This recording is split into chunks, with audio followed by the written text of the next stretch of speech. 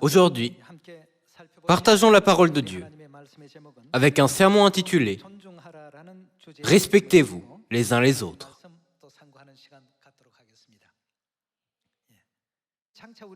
Le jour où nous retournerons dans notre maison céleste, ne serons-nous pas soudainement transformés en un corps spirituel?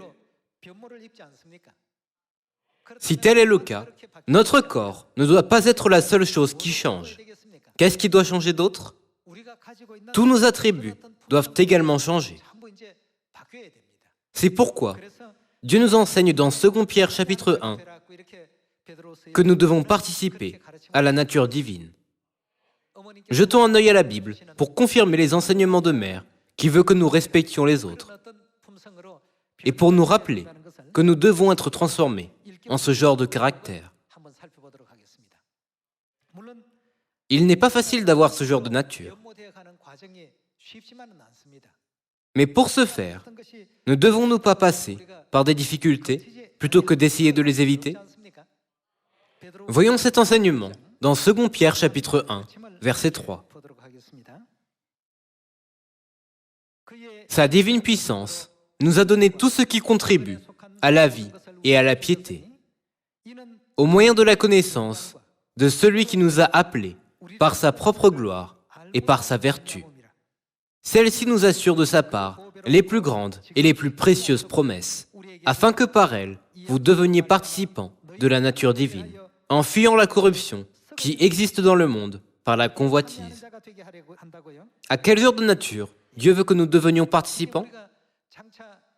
Lorsque nous nous dépouillerons de la chair, notre corps sera changé, et nous n'aurons plus de corps physique. Une fois que nous avons un corps spirituel, notre esprit ne doit plus être rempli de choses physiques. Notre corps n'est pas la seule chose qui doit changer. C'est pourquoi il est écrit « afin que vous deveniez participants de la nature divine ». Verset 5. À cause de cela même, faites tous vos efforts pour joindre quoi à votre foi? La vertu. La foi est la première et la plus importante chose. Dieu a dit que nous devons joindre la vertu au fondement de la foi. Et à la vertu, que devons-nous joindre? La connaissance. Et à la connaissance, que devons-nous joindre? La maîtrise de soi. Dieu nous a dit d'avoir la maîtrise de soi. Si nous n'avons pas la maîtrise de nous-mêmes et faisons des choses qui ne sont pas gracieuses, notre nature sera incomplète et nous ne pourrons pas aller au royaume des cieux. Pour retourner dans notre maison, le royaume éternel des cieux établi par Dieu, nous devons avoir la nature divine, de la même manière que les anges ont leur nature angélique. Continuons avec le verset 6. À la connaissance, que devons-nous joindre? La maîtrise de soi. À la maîtrise de soi, que devons-nous joindre? La patience. À la patience, que devons-nous joindre? La piété. Nous devons acquérir tout cela dans notre vie de foi. Verset 7. À la piété, que devons-nous joindre? L'amitié fraternelle. À l'amitié fraternelle, que devons-nous joindre? L'amour. Car si ces choses sont en vous, et y sont avec abondance, elles ne vous laisseront point oisifs, ni stériles, pour la connaissance de notre Seigneur Jésus-Christ. Mais celui en qui ces choses ne sont point, est comment? Aveugle. Si quelqu'un enseigne que tout ce que nous devons faire pour être sauvés est de garder le jour du sabbat et la Pâque, mais qu'il n'enseigne pas que nous devons avoir ce genre de nature divine, cette personne est aveugle. Il ne voit pas de loin. Le fait qu'il ne voit pas de loin veut dire qu'il ne peut pas regarder vers l'avenir. Et il a mis en oubli la purification de ses anciens péchés. Ceux qui enseignent ou pensent que nous n'avons pas besoin de ces qualités finiront par commettre l'acte insensé d'oublier les péchés qu'ils ont commis par le passé et vivront comme s'ils étaient justes. Verset 10. C'est pourquoi, frères, appliquez-vous d'autant plus à affermir votre vocation et votre élection, car, en faisant cela, Dieu a dit que nous devons toujours faire cela. En faisant cela, vous ne broncherez jamais. C'est ainsi, en effet, que l'entrée dans le royaume éternel de notre Seigneur et Sauveur Jésus-Christ vous sera largement accordée. La première chose que nous devons faire, après être rentrés dans la vérité, c'est agrandir notre foi. Si vous dites que vous avez la foi, vous devez préparer toutes ces qualités en plus de cette foi. En ce qui concerne la vie de 40 ans dans le désert, ces gens n'étaient pas des Égyptiens ou d'autres peuples, mais des Israélites qui croyaient en Dieu. Alors, pourquoi ont-ils été détruits dans le désert? Nous avons besoin d'y penser attentivement. À ceux qui mettent en pratique les enseignements concernant la nature divine, l'entrée dans le royaume éternel de Dieu sera largement accordée. Certains peuvent penser, la vérité de Dieu est si bonne, que nous n'avons pas besoin de ces qualités pour aller au ciel, n'est-ce pas? Nous avons besoin de ces qualités. Si votre justice ne surpasse celle des scribes et des pharisiens, qu'arrivera-t-il? Vous n'entrerez point dans le royaume des cieux.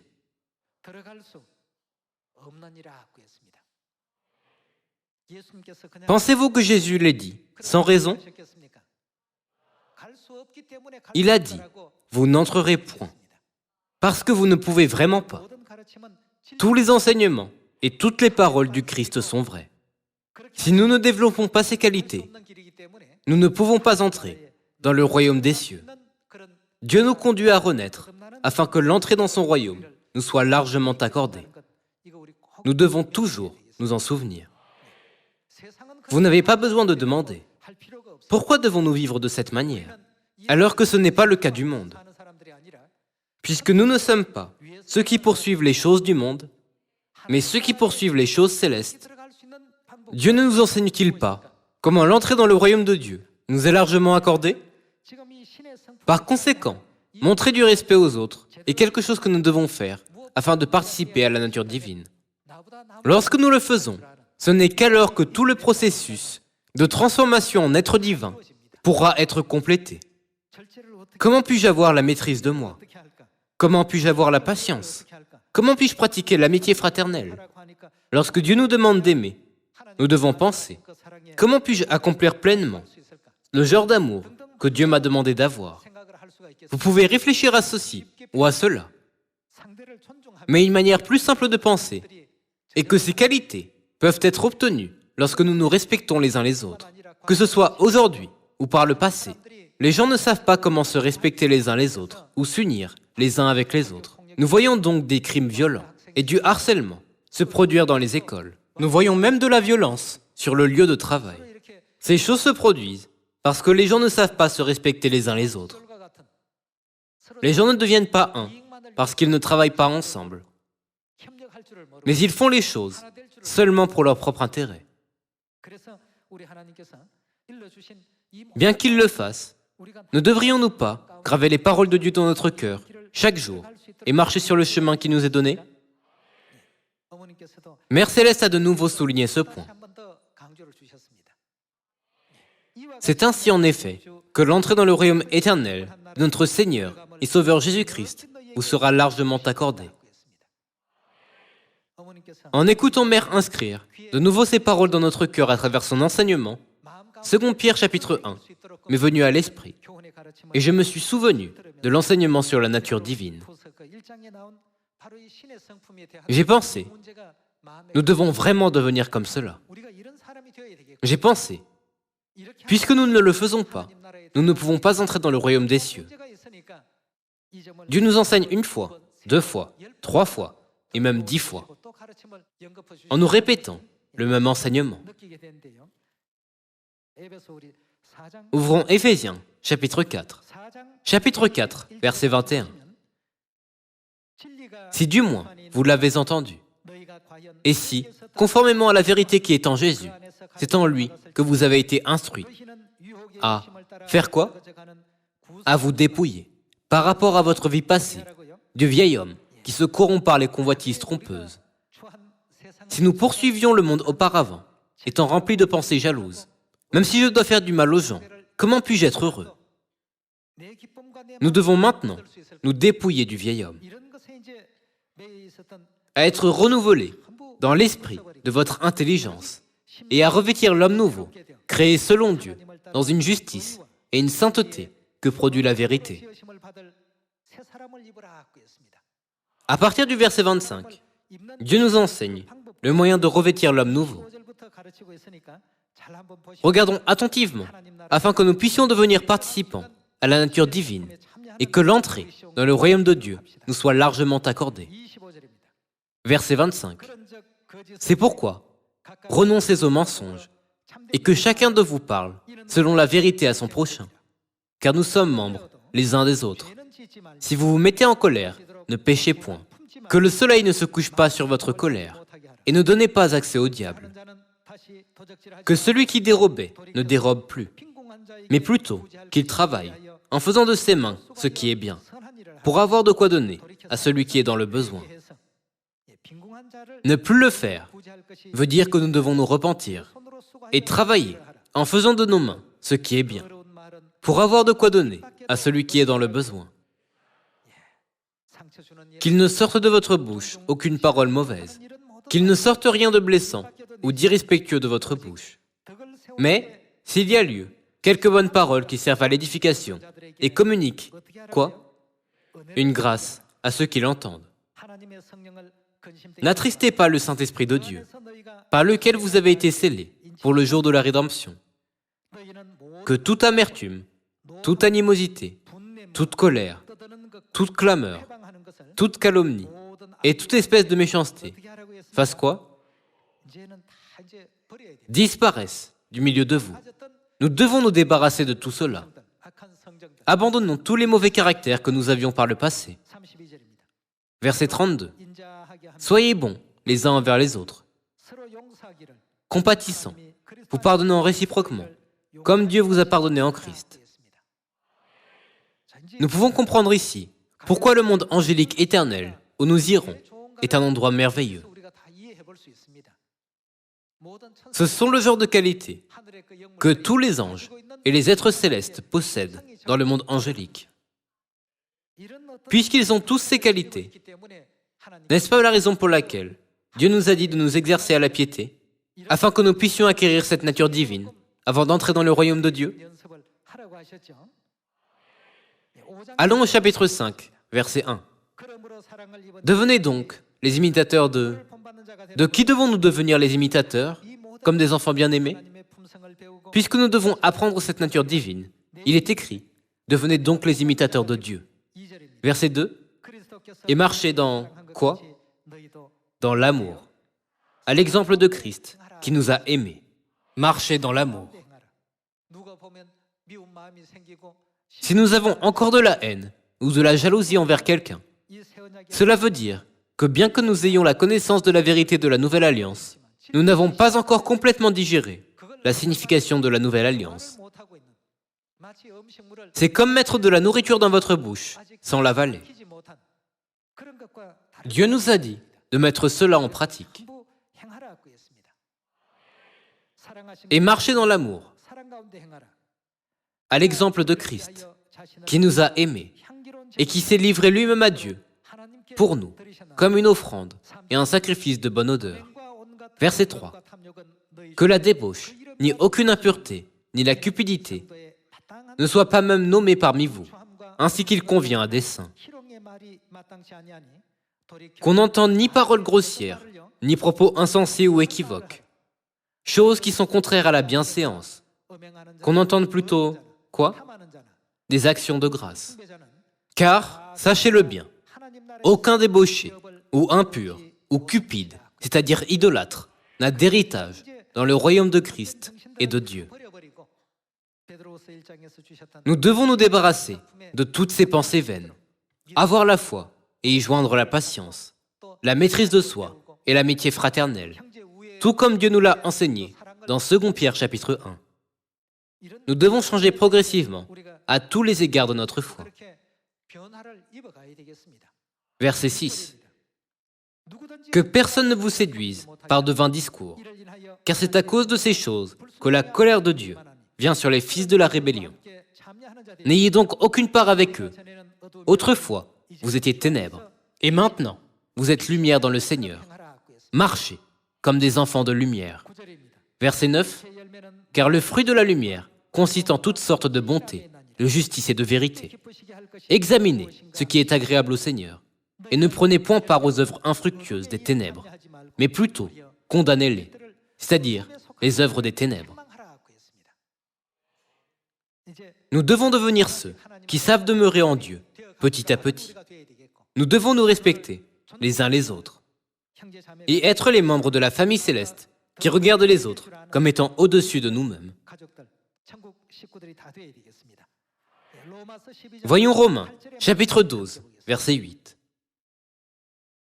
Et celui qui exhorte à l'exhortation, que celui qui donne le fasse avec libéralité, que celui qui préside le fasse avec zèle, que celui qui pratique la miséricorde le fasse avec joie, que l'amour soit sans hypocrisie, et le mal en horreur. Attachez-vous fortement au bien, par amour fraternel. Soyez pleins d'affection les uns pour les autres. Et que devons-nous faire? Par honneur, user de prévenance réciproque. Dieu nous a dit d'user de prévenance réciproque par honneur.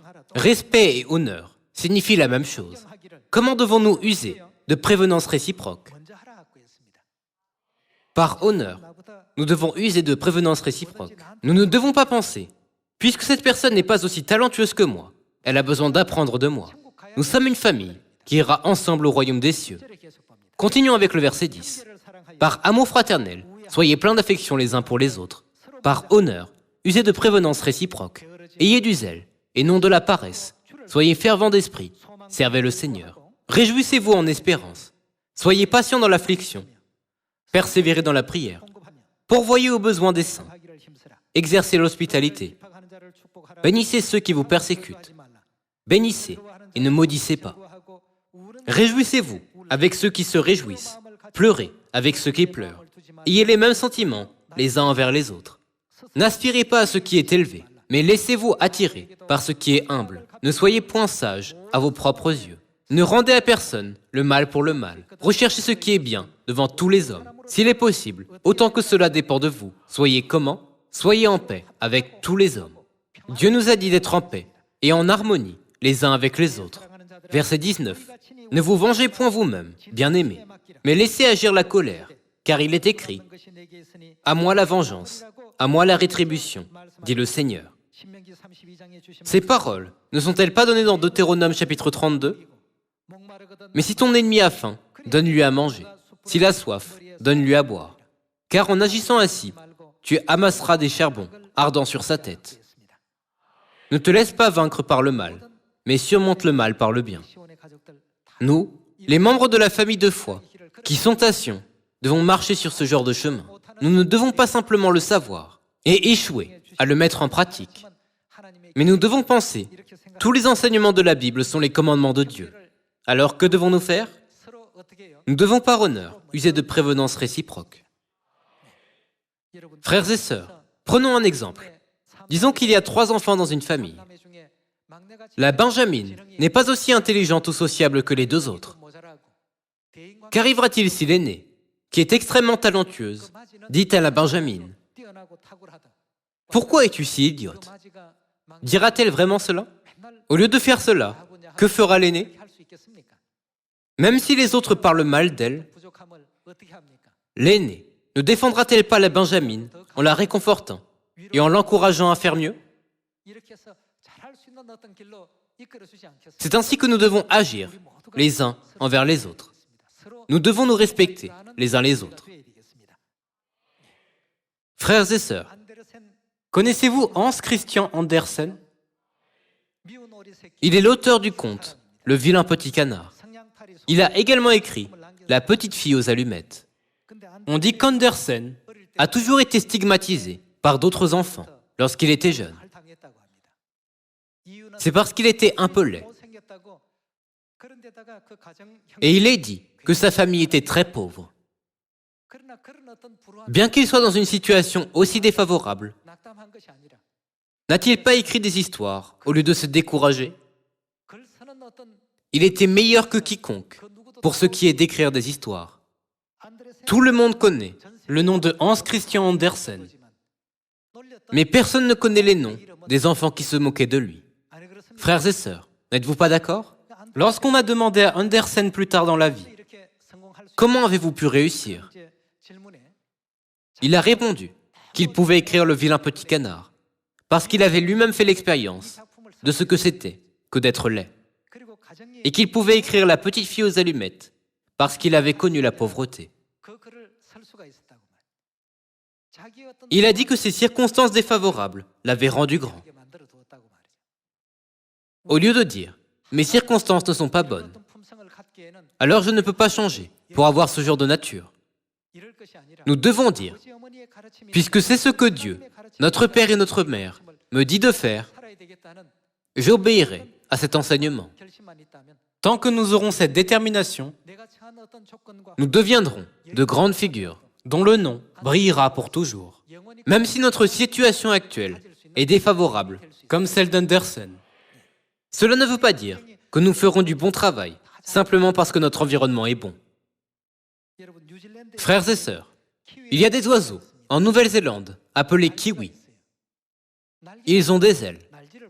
Bien qu'ils aient des ailes, ils ne peuvent pas voler. Les kiwis n'ont pas d'ennemis naturels en Nouvelle-Zélande. Ce n'est pas parce que les kiwis sont des rapaces comme les aigles, mais la raison pour laquelle ils ne peuvent pas voler est qu'ils n'ont pas d'ennemis naturels. Puisque leur nourriture se trouve tout autour d'eux, il leur suffit de tourner la tête. Pour cette raison, ils marchent pour trouver de la nourriture au lieu de voler. Par conséquent, ils ont perdu leur rôle original d'oiseau. Et bien que leurs ailes soient attachées, elles ne peuvent pas être utilisées pour voler. Comme c'est triste. Vous pouvez supposer, de bonnes conditions me mèneront de plus en plus haut vers une meilleure position. Je ne sais pas si vous pensez ainsi, mais ce n'est pas vrai. Frères et sœurs, qu'en pensez-vous? Andersen n'est pas né beau, mais il est né dans la pauvreté. Cependant, il était un auteur talentueux. N'est-il pas devenu un auteur de renommée mondiale? Il est célèbre depuis des siècles. Lorsque les gens entendent le nom d'Andersen, ils disent « N'est-il pas l'auteur du vilain petit canard ?» Il est l'auteur célèbre qui a écrit La petite fille aux allumettes. Tout le monde connaît son nom. Mais personne ne sait si les enfants qui se moquaient de lui s'appelaient Jean, ou Paul, ou autre chose. N'est-ce pas vrai? Pour nous faire devenir participants à la nature divine, Dieu nous met parfois dans diverses situations difficiles. Lorsque nous regardons autour de nous, il n'y a personne qui nous dit seulement de bonnes choses dans ce monde pécheur. Parfois, les gens peuvent nous mettre extrêmement en colère. Cependant, Dieu nous a dit d'user de prévenance réciproque par honneur, d'être plein d'affection les uns pour les autres, par amour fraternel, de chérir des frères et de nous encourager les uns les autres pour nous maintenir dans la foi, jusqu'à ce que nous entrions dans le royaume éternel des cieux. Frères et sœurs, vous avez entendu parler des oies, n'est-ce pas? Lorsque l'une d'elles est trop fatiguée, pour rattraper les autres, deux autres oies restent en arrière et l'aident à retrouver ses forces. Et lorsqu'une noix est abattue par un coup de fusil, les autres restent à ses côtés jusqu'à son dernier souffle. Il y a l'amour fraternel et l'union, même dans le monde animal. Alors, combien doit-il y avoir ce genre d'amoration?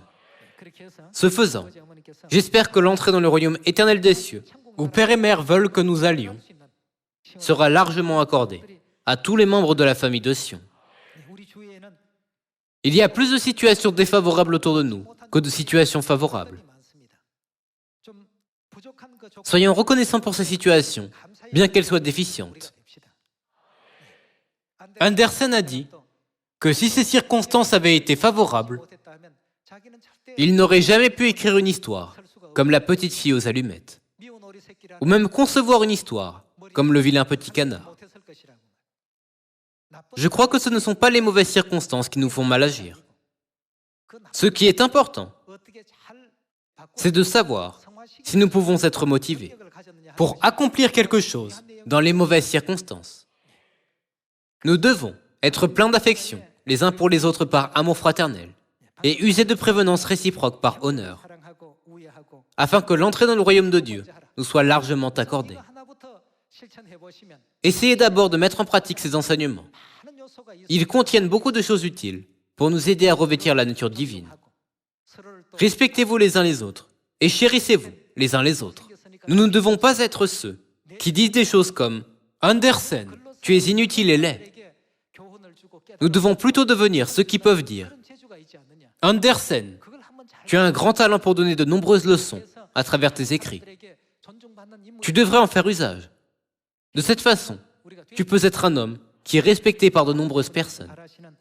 C'est le genre de sion que père et mère veulent.